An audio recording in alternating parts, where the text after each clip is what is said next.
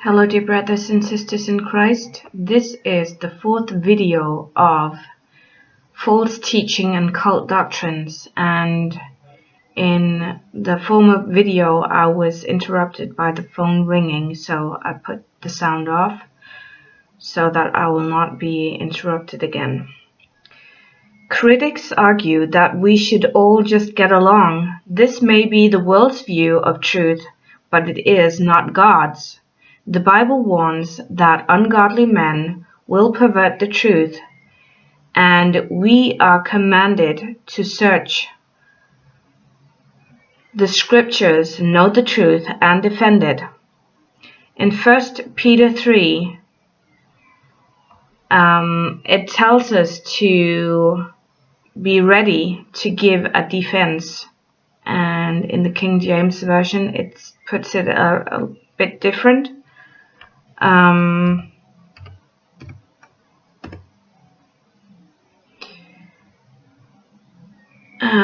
Peter chapter 3 verses 15 and 16. But sanctify the Lord God in your hearts, and be ready always to give an answer to every man that asketh you a reason of the hope that is in you, with meekness and fear, having a good conscience, that whereas they speak evil of you as of evildoers, they may be ashamed that falsely accuse your good conversation in Christ.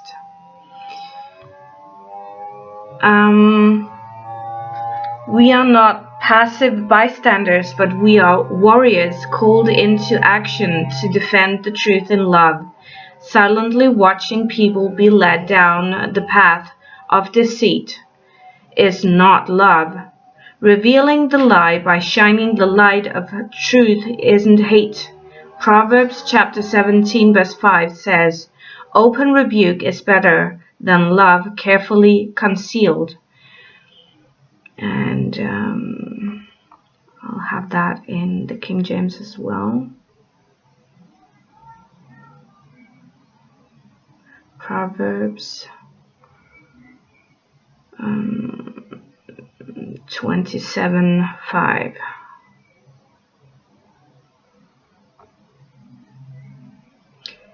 Open rebuke is better than secret love. And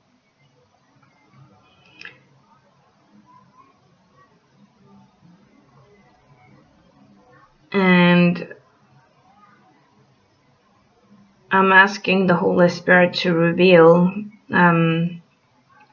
it's better to be rebuked and to be scorned than to love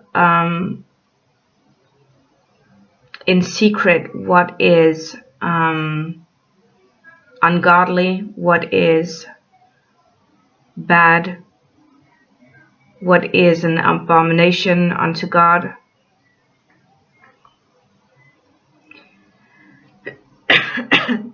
We have seen how the Bible commands us to know the truth, test the spirit of the prophets by the word, and contend for the faith. Now let's see how false teachers silence critics. There are some spent a lifetime, we call them apologists. They spent their whole lives apologizing for the scriptures. Paul Crouch. And it's not an apology because they have actually not understood the word apologetics. And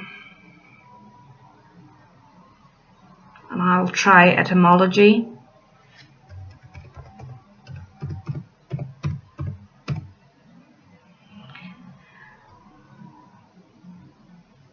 Apologetic.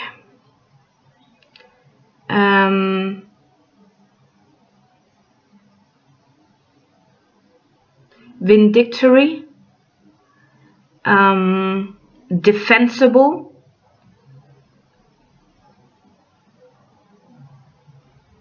And formal defense.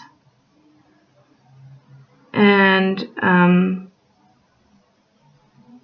then it says the meaning here, regretfully acknowledging failure. and that might be failure of the flesh, failure of believing a lie rather than the truth.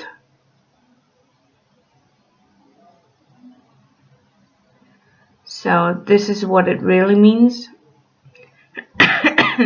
Interesting quote. Let's take a moment to look at the word apologists or apologetics. This word comes from the Greek word apologia. This is found in 1 Peter chapter 3 verse 15, where we are told to be ready to give an answer. Apologia literally means to speak in defense with a well-reasoned argument.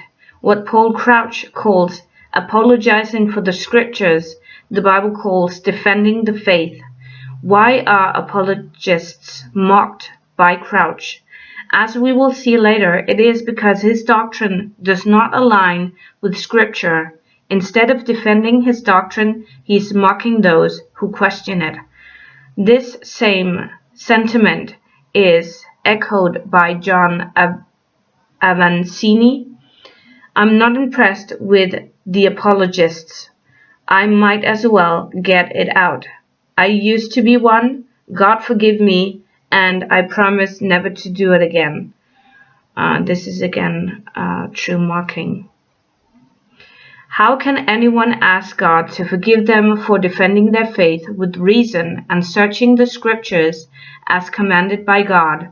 There are many more examples, but my only intention is to show how teachers discredit those who hold the Bible as absolute truth, dissuade others from reasoning the scriptures.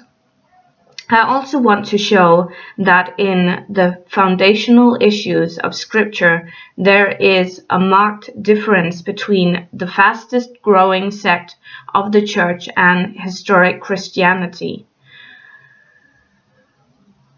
And I can read on. Cult doctrine. There are many sincere Christians in the so-called word faith movement. Unfortunately, most people do not realize that the word faith movement is based on cult doctrines, as you will clearly see. I realize that everyone who follows the movement does not intentionally subscribe to cultic teaching. However, because of lack of biblical knowledge, pressure from friends, charismatic leaders, and many other factors, they unknowingly accept teaching that directly challenges Scripture. The leaders of this movement do subscribe knowingly to these doctrines. If the leaders are in error, then the movement is in error regardless of how well-intentioned the followers may be. In this section, I will show that these teachers do not have the same heaven, hell, God, or Christ that true Christianity holds to based on Scripture. And with this said, I hope this has come as an inspiration to you all. God bless you, and see you in the next video. Bye.